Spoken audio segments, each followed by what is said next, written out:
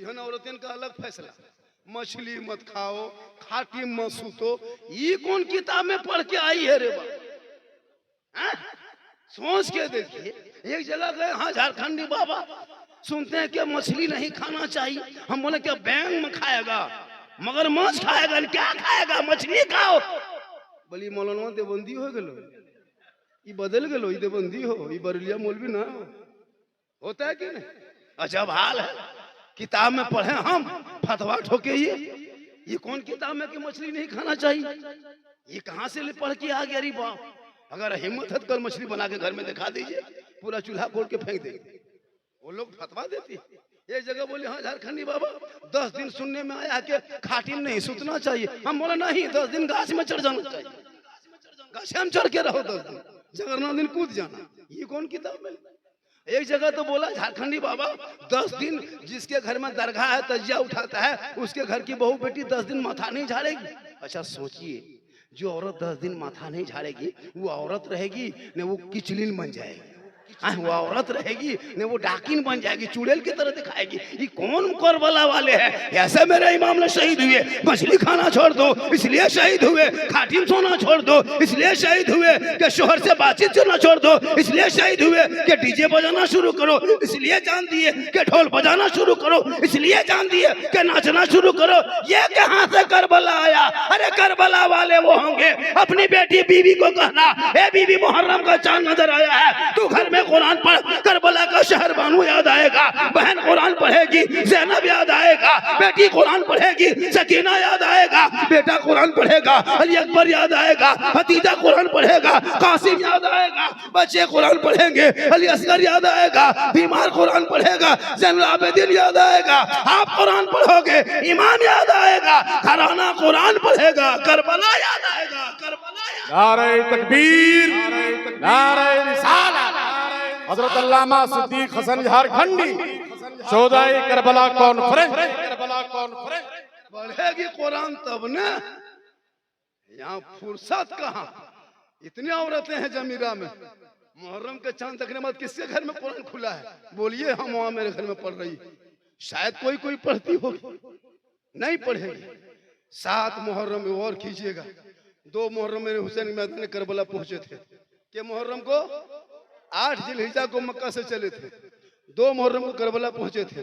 5 दिन तक बहस हुई थी करबला के मैदान में, 5 दिन तक। हुसैन मान जा, हुसैन हाथ दे दे, हुसैन समर्थन दे दे, हुसैन वोट दे दे, हुसैन परस्ता मान जा। मेरे इमाम फरमाते नादान, अभी उम्मीद करते हो अगर हुसैन को हाथ देना होता तो मदीना नहीं छोड़ते, हुसैन को हाथ देना होता तो मक्का नहीं छोड़ते। ए यजीदियो, हाथ देना नहीं था इसीलिए करबला आ गया।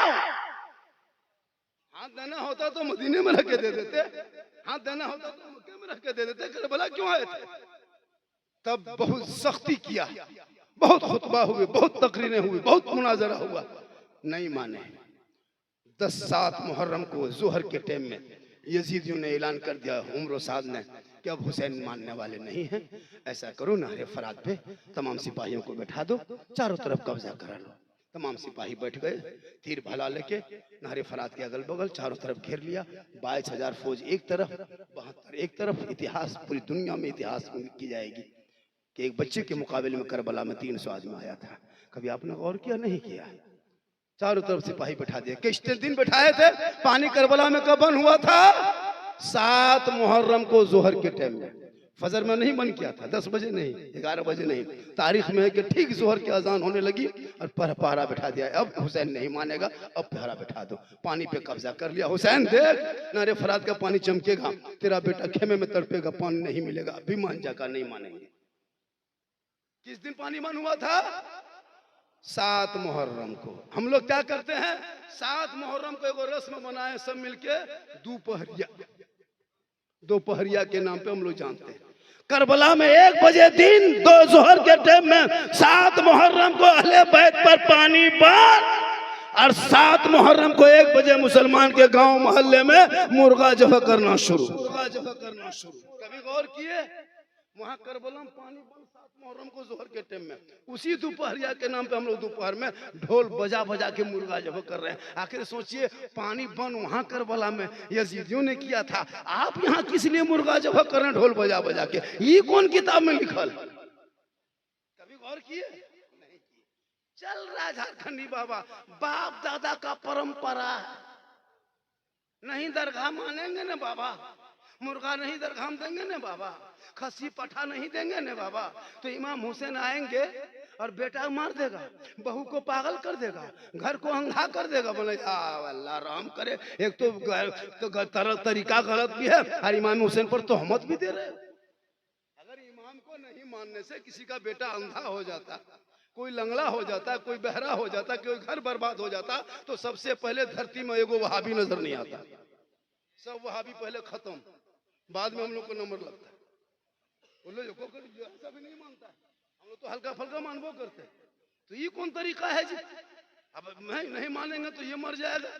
अगर आपको करना है तो करो, तो तोहमत क्यों देते हो? वो इस इमाम पे देते हो जो इमाम हसन हुसैन दोनों भाई बचपने की उम्र में मस्जिद नबी घुसे। मैं एक बूढ़ा आदमी बैठ के वजू बना रहा था। इमाम हुसैन ने कहा, भाई ए हसन देखना, वो बूढ़ा चचा है ना, वो वजू गलत बना रहा है, कैसे पहले हाथ धो रहा है, मुंह में पानी कैसे डाल रहा है, ये गलत वजू बना रहा है। इमाम हुसैन ने कहा, भाई सुनो, ये नाना की उम्मती के बूढ़ा है, इनको अपनी जबान से तकलीफ हम नहीं देंगे। नाना की उम्मती के बूढ़ों को हम जबान से तकलीफ नहीं देंगे। कहा करेंगे क्या? कहा इस्लाह करेंगे, लेकिन ऐसे सुनो।